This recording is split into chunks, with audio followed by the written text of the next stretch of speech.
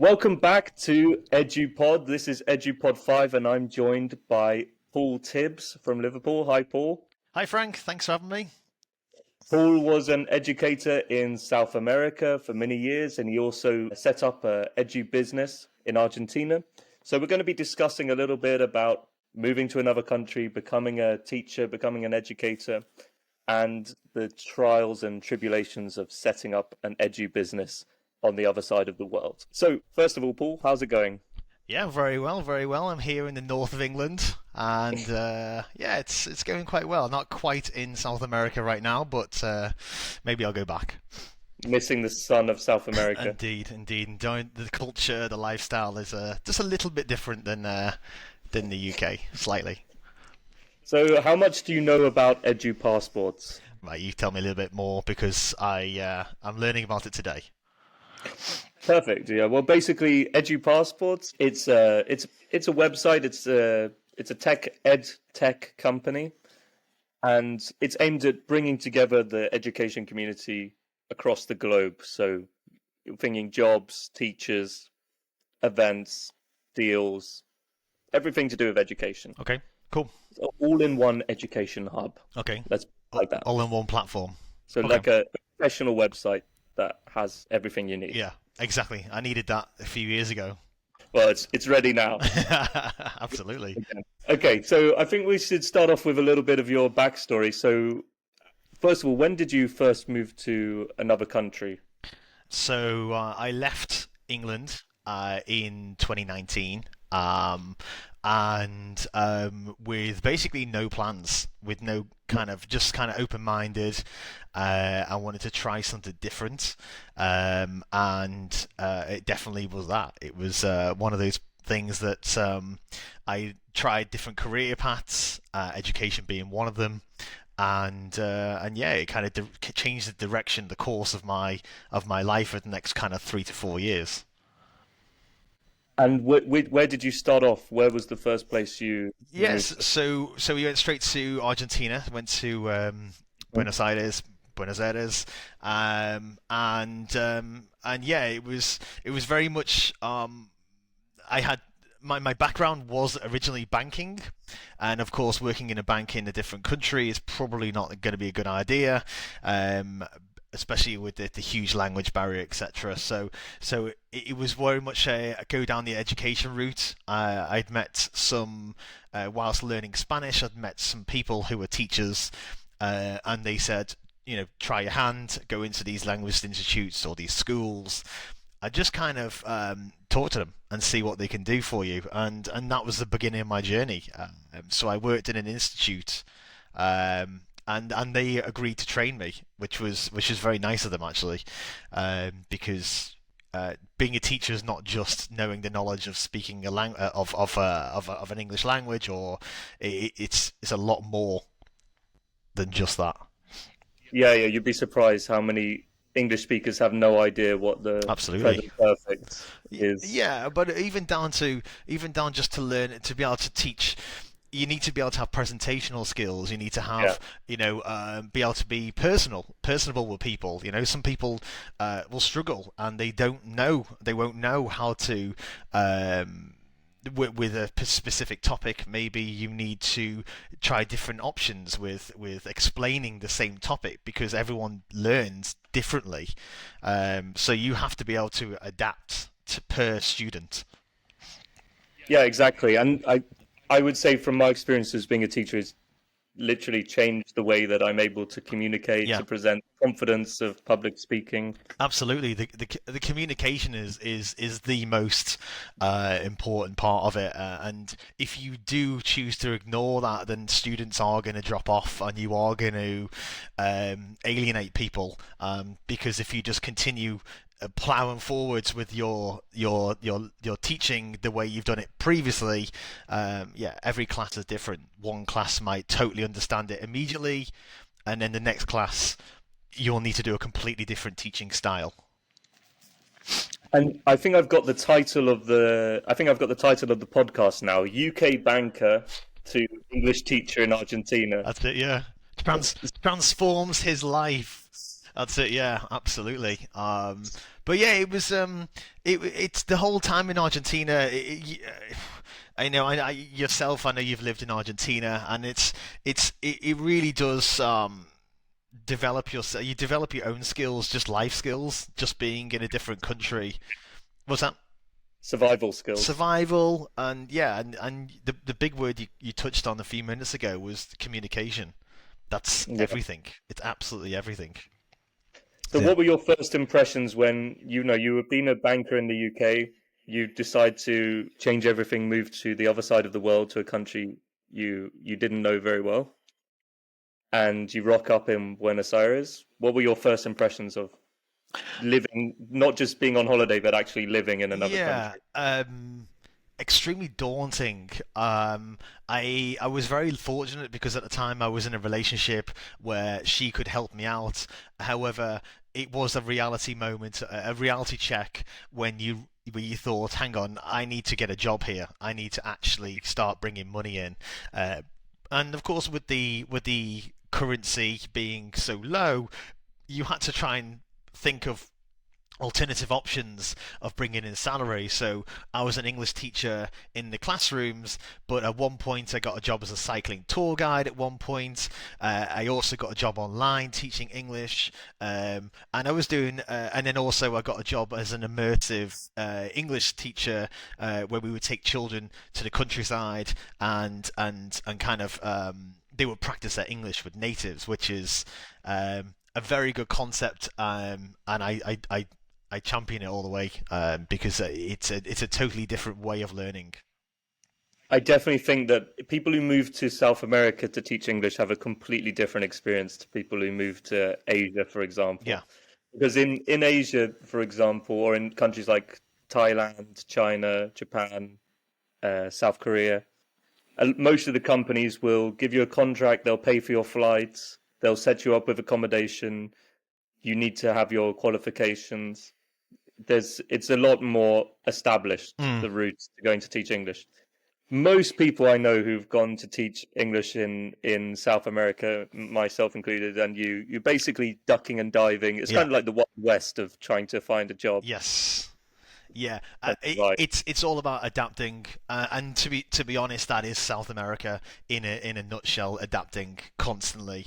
Not whether it's down to the economy, whether it's down to, your jobs, etc. It is you are always moving, and it's something that I am very I find I have huge respect for anyone in South America, because living, for example, living through COVID.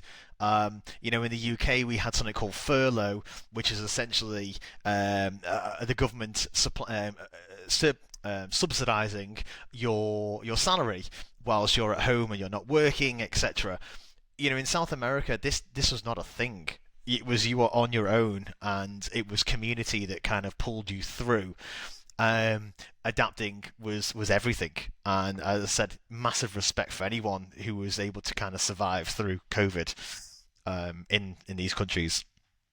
Yeah, and when it comes to the education industry specifically, Yeah. this is where hopefully down the line, EDU Passport can make a big difference in Yes. kind of formalizing the job market, giving more information. One thing about Argentina is there is very little information on how much you're going to earn, how much you need to survive Yeah. if you're going as an educator. So this is something Edu Passport down the line is going to do for every country, that there will be a kind of wealth of information about the education Yeah. industry specifically. And I think that it's kind of needed, and because I think we all have to be realistic nowadays. We everyone wants to be remote workers, right? And lots of people feel that they are, just because they are a native English speaker, that they can tomorrow get a job as an English teacher. And we touched upon it before. It's so much more than just I can speak English, therefore I can teach. And it's kind of and so yeah, if there's a platform out there that can guide you and give you and say, hey, actually, you need to learn X, Y, and Z before you even attempt to be a teacher. So the TEFL courses, the CELTA courses, even like myself, like going into a school and them saying, I'm going to teach you how to teach. And it was interesting because me being a native would often be in the classroom with someone, and I would crumble because of the nerves. Yeah. Because the first couple, not even the first couple, you always have the element of nerves when you're trying to teach a class of 15, 20 people who believe that you are the oracle, you are the person that knows everything about a language, which I don't think anyone knows every single last detail about a No. language. No, my method nowadays is to be really upfront about that. Yes. And when someone says something that I don't know, I literally will say, I'm going to Google that Yeah. because I have no idea whether it's spelt with this letter or that letter, whether it means this or that. Yeah. I mean, there's no point pretending that you know everything. I 100% agree. It's definitely one of those ones where you look at you can stand in a classroom and you can make up an answer, but really you're only kind of lying to them. You're kind of lying to yourself as well, because it's you want them to have the best experience, the best education, and if you're lying about the stuff because you haven't really got a clue, and it is, like you said, it's better to hold your hand up and say, actually, I don't know the answer to this either. And I think students would probably respect you more for that as well. I couldn't agree more. I couldn't agree Absolutely. more. So this EDU Passport is kind of like it's kind of a one-stop shop then, I assume, with Yeah. all things education. I guess you could think of it as like a LinkedIn, but just for the education industry. So Nice. really, what the way it works at the moment is that you make your profile as an educator. So you have your photo, where you would like to work in the world, your top countries, your top jobs, whether you want to be an English teacher or it could be something in admin, doesn't have to be educating directly, something to do with education. Your experience, you've got reviews. So you've got your own profile that has everything that an edu business would need. Yeah. And then you can just quick apply to all of the jobs in different countries, or they can headhunt you. They can look when they're looking for jobs. Edu businesses can come to the page and have a look. They can fill in the filters. We need someone who's looking to work in this country with this qualification from this background, and they can shortlist people that they can find. So it's basically just a way to make it a lot easier to connect teachers. I think that's a really good idea, because it's not an easy industry anymore to get a job in, especially with the likes of what happened back in 2019 or 2020 with the Chinese authorities, making things a little bit more, well, not a little bit, a lot more difficult for online businesses to teach in China, which is one of the biggest countries for teaching, and it became more difficult. You were affected, I know, from speaking with you, and and lots of other people around me. I saw almost instantly having to pivot in a different direction.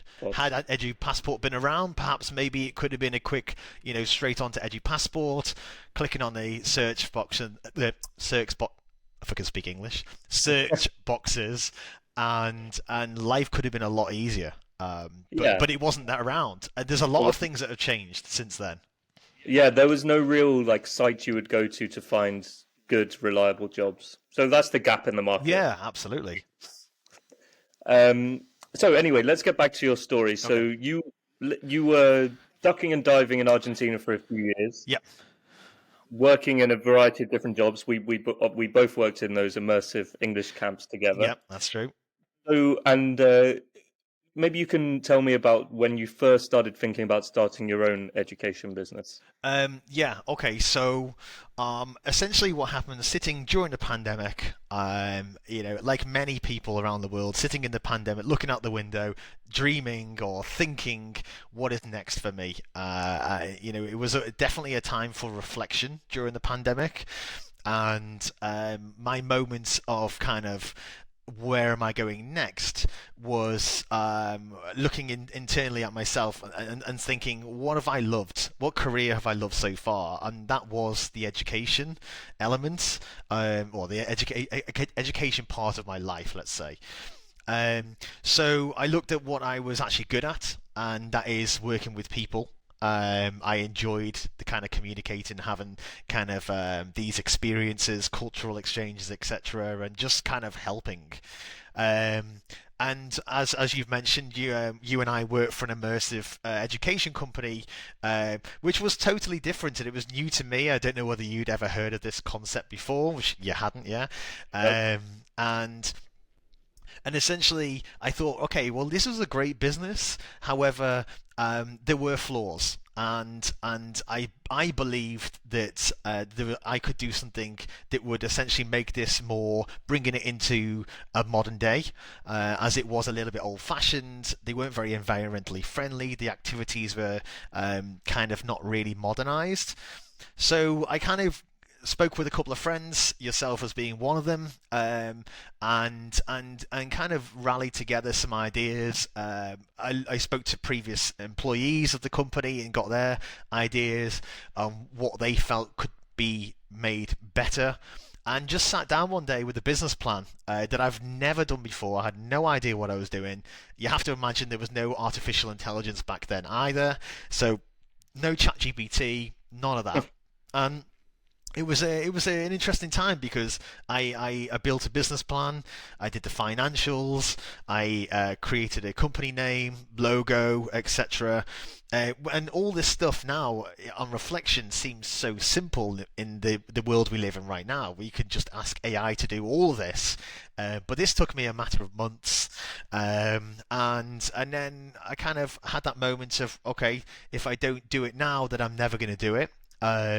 So I quit my job. At the time, I had a fairly stable job, good income coming in, very good lifestyle in Argentina, earning dollars, so not the pesos. But I did it. I quit the job. I jumped, and then kind of felt, right. Okay, well, this has to happen now. Make or break. Make or break, yeah. And so I went for it. I went to my first school that taught me how to teach. I thought, well, they've given me something, so let me give them something back in return. And because I strongly believe in networking, you know, we talk about the EDU Passport, but that's pretty much a networking platform, I assume. And that's exactly what I did. I spoke to the school. They were more than happy to accommodate me to come in and talk to their students. We held our first event. So just a quick, I tell you about what it was all about. So the company essentially was a immersive experience where teenagers aged between 11 and 17 would meet would attend an event where there were native English speakers from all around the world who would essentially run an activities day doing team building, communicating, and always in English, the whole day in English. The idea was to kind of empower them to kind of find that inner confidence, and also keep it a pretty safe space in the sense of they could make the mistakes and we were not going to laugh. We were going to help, and they were going to help each other, and which is, you know, such an important thing to learning a language. I've definitely spoke to you about this before. Confidence is key when you're learning a second language, and if someone pulls you down, it will pull you down, and you will, you know, crumble. And it's very difficult to pull through those moments when people are not so nice to you about learning a language. So for me, it was like, let's get this environment. Anyway, we did our first event. It was incredible. I was extremely nervous because no one wants failure. No one likes failure. And I went with two of my closest friends who were in Argentina at the time. Frankie had left by that time, but I'm sure you would have helped me out. But you weren't there at the time. But yeah, I got two of my closest friends to join me. One was from the United States and one was from London, UK. And yeah, we did this event. It was a incredibly it was an incredible experience for me, because to see everything materialize, all the effort made, and we had 25 children, which is considered I pitched to 100 children. Hmm. That's not a bad. I'm no mathematician, but that's a good percentage. Whatever it is, it must be pretty good. I'm no mathematician, but 25%. No, it was a really good uptake. 25%, and the thing is with teenagers these days, and obviously a lot of people are very negative towards teenagers these days, saying that they're not. Well, I'm not going to go into what the negativities of teenagers, but the event was on a Saturday. They could have easily been at home on the PlayStation, on their phones, not doing this event, Mhm. and I got them out. I got them out of the house, and they came to the event, and we had a marketing. We did a bit of marketing, so we had some photographers there, some a drone in the sky, and getting some good shots, etc. And all the kids were, we told them in advance, hey, this is going to be a big thing for us, so we need them to be openly honest, and tell us if you don't like something. Tell us, and we got some fantastic feedback, and I think that's also really interesting that we're adults, so we're not in the brains of a 16-year-old or a 15-year-old, and you have to really listen to what they say, because otherwise you're just going to create a business based on an adult's perspective, and actually it's not really the adults we're after. It's the interest of the children. So the feedback was incredible, and yeah, we leaving that event, and kind of having a debrief, and thinking about what's next was really an interesting time as well, because I had to kind of think what was next, in the sense of I had no more contacts, so I needed communication. I needed to reach out to other companies or other schools, more like.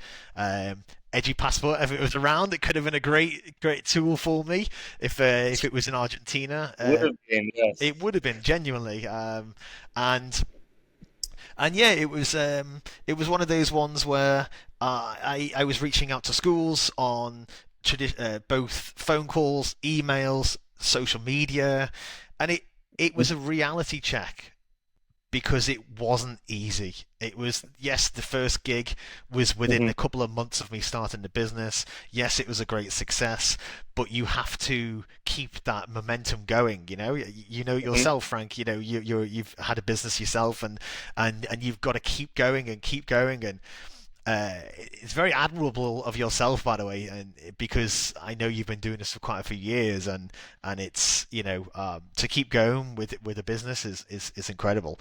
The drive, keeping Yeah. positive, and the drive, etc. But anyway, and yeah, in relation to mine, we got to a point where we were even knocking on the school doors, and we So would. tell me a little bit about this. So basically, you're trying to connect with Yeah, schools. You're trying to get students involved, trying to correct. get schools signed up so that they will commit their students to you, Absolutely. outsource. Uh, Exactly, and that's the part. That's kind of the next part of the business. Yes, the students love it, and I was confident that the students would love it, and everyone around me was confident. But of course, you have to sell it, right? The next step for me was sell this idea, which I had. I had the pitch. However, I didn't think it would be quite as difficult. So myself and a good friend of mine, Drew, we got to a point where we were, let's literally go traditional and knock on doors, right? And School. and that's something you need to learn, as well as anyone that's starting an education business. You have to try all avenues, even when you feel so uncomfortable. My Spanish wasn't very good. My friend's Spanish wasn't much better. and the two of us would be knocking on the doors. Security would be radioing through. There's two gringos trying to get into the school. They've got security breaches. Clearly, we are completely innocent, and we just want to talk. But that there was barriers. There's barriers that you'd be saying, "Hi, can I speak to X, Y, and Z?" And it was very much security saying, "Get out." This is you're not. You pulling at the first hurdle. Yeah, exactly. And so we would always have to try and tackle that. Try and get around the security and try and because we know our intentions are right. Our intentions are good. And yeah, we were not literally wrestled, but we were thrown out a few times, but when we did get talking to some people, people were more engaging with us, but even still, it was a really tough one. And as I said, you have to imagine this is pre artificial intelligence. This is pre ChatGPT, because I think it's really that is an important part, because we were making decisions based on our own experience, which was, let's face it, zero. We had no experience, so we were trying our hardest, and I think we could have pushed it more. We could have possibly I think we went in total to 12 schools in one day. I think we got thrown out of probably about 4 of them, and escorted down the road, etc. Because it was one of those ones where they were like, who are these gringos? And they can't even properly converse with us. But that's it. Perseverance. We kept going. And it was a great experience, a great time in my life. A lot of learning, internal introspective learning, and I wouldn't change it for the world. And I do hope, I told you at the very start of the call, I'm back in England, so something didn't go to plan. It's a little true to how this story is going at the moment. I wouldn't say it ended, because maybe it's not over. No. So I guess the next question would be, what's your vision for the future, or if you were going to restart this project? Yeah. Or start different projects, what would you change about? Yeah. So really, yes. Basically, long and short is that it didn't work out. It didn't work out because the business wasn't right. It didn't work out because of the circumstances that I was under. It's a longer story, but I ended up back in England, and it was a necessity that had to happen. And now I'm kind of sitting here thinking, right, okay, well, it was something I loved. How do I get back out there? Can I get back out there? Can I do this? I've learned, as I said to you before, I've learned a lot. Some of the things I've learned actually only kind of came to me even a year later, where I was like, okay, I had to build a website. I had to start a social media on my own, which, by the way, is an underappreciated job role. Social media is not easy. Thank you. And this is not me just because it's you, Frank. It's not easy, because a lot of the time you think, oh, I just post this on Instagram. But you don't. You need to post on Instagram, TikTok, Facebook, LinkedIn, other platforms, YouTube. Getting more complicated all the time. Now it's Red Note as well. The Chinese one. I'm sure it is. Sure it is. The social media. Yeah, exactly. And I would sit there and to do a creative post. I'm a perfectionist, and I will not post anything unless it's perfect. But even that was time consuming. I learned, as I said, how to build websites. I learned, all about the networking elements. This is all stuff that I was able to even carry into another career. But in bringing it back around to what's next. I have communicated with a company, an online business.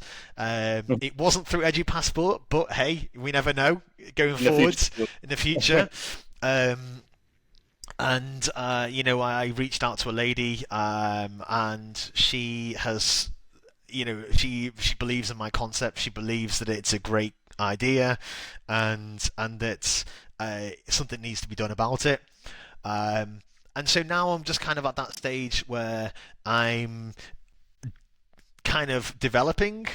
I'm using AI. Of course, I would do. It'd be crazy if you didn't use AI to assist me. It has been beneficial, but equally not always. Sometimes you still need that touch of doing, of who you are, etc. And I don't think a robot can kind of encapsulate that. And just kind of maybe rebranding slightly. I'm not sure about that, but yeah, things I would like to get back out there, but it's life can sometimes get in the way, and I just need to go from there basically. Yeah. Well, if you need any help with the social media, just give me a call. Please. always pushing. Yeah, but no, I absolutely, even down to like, it sounds crazy this, but there was moments where like I hired a photographer, for example. I hired a photographer and I got it wrong. The photographer I hired was a guy that did studio photography, where he can control the atmosphere, the environment. And actually, my business was movement. I should have got either a wedding photographer or someone who works in sport even, who could actually capture movement. Again, little things that you don't think about. Absolutely. They don't seem that important, but and that's exactly correct. In the moment, you think I just need a photographer, and then on reflection, I remember thinking, okay, I've made a mistake. Down to the website, I hired someone to do my website for me, and it was one of the most stressful experiences of my life because it was going completely wrong. And at the time, I felt that was a really important part of the business. In reflection, it probably isn't. There probably was other things that I could have focused on, but in the moment, you kind of can't help your feelings, etc. How you're feeling in those moments, but yeah, but kind of looping it all around to this whole EDU Passport. I think that had a platform been available to me where I could reach out to other people who are maybe doing something similar but in a different country, there could have been some form of mentorship. There could have been some moments of, okay, use this website for building a website, use that type of thing. That would have been really helpful. And I do genuinely mean this. Is one of the things that one of my failures was that I didn't have the network around me that enough. Now I've got potential business partner. Now I've got professional social media stars like yourself. Things have developed massively, and this yourself. Since 2019, 2020, both our lives have changed dramatically, and so I'm for the better, I think. Yeah. But you also got to think if you had got if the business had taken off, then you'd be looking for new teachers all the time. Yeah. And the way that we found that immersive training camp originally was on kind of dodgy Facebook groups. And so what was it? Craigslist. I found it. So if you had a website, like a professional website that could post these jobs that people who aren't even in Argentina yet will be able to see it. Yes. And make it. I will have a job when I get to Argentina, and they know the details. Yeah. And you can see who's available, and I would obviously. That's what EDU Passport is. Yeah, it's bringing those people together, right? It's connecting people around the world, and you're absolutely correct. Because of course I made a plan. I thought, okay, I need to make sure that I've got a consistent amount of teachers coming into the country, because of visas, people are only here for 3 months. Two, maybe they don't have the financials to stay out in the country for too long. And so I always knew that I would have to hire new English teachers. In my mind, it was going to be down to those dodgy sites, down to the Facebook pages, which is, let's face it now, a little bit antiquated. I probably shouldn't pull down Facebook that much, but because the metaverse they will find me and they'll crush me. but shadow ban you. but yeah, if there is something available like that, then why wouldn't I use Yeah. it? Okay, amazing. Well, I think that's been brilliant, Paul. Thanks for sharing all of your story and insights No, not a with problem. me, us, and with the audience. And great. I think we'll wrap it up Yeah. there. Yeah, thank you So thanks for having me on, and I appreciate you reaching out to me and kind of having this moment to kind of speak my and they said speak my truths there, which sounds very very dramatic, but tell you my experiences. awesome, awesome. Fantastic. Yes, it's been great to hear them. Yeah. And if you're interested in hearing more, follow us on EDU Passport, Instagram, TikTok, Facebook, Spotify, everywhere. Yeah. Yeah, give us Absolutely. a follow and subscribe. Yeah. What's the page called? EDU, EDU, space passport. Boom. Or There you if you go. type EDU passport. What a perfect plug that was, Crank.